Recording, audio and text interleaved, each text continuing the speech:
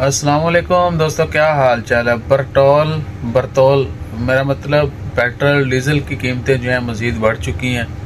M91 233 पैसा, 95 242 और diesel अल्लाह के करम से 275 पैसा पर लीटर हो चुका है ओमान में।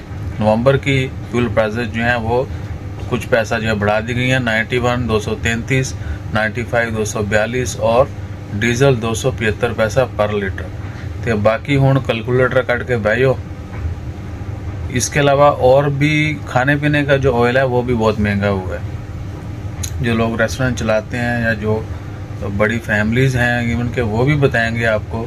या जो मिल के लोग रहते हैं इकट्ठे, वो सौदा सलफ लाते हैं, वो भी कंफर्म करेंगे कि यहाँ पर भी मोस्टली खाने पीने की अशिया की प्राइसेस भी बहुत ज़्यादा बढ़ चुकी हैं। तो लिहाजा अपना ख्याल रखिए और कंपैरिजन छोड़िए।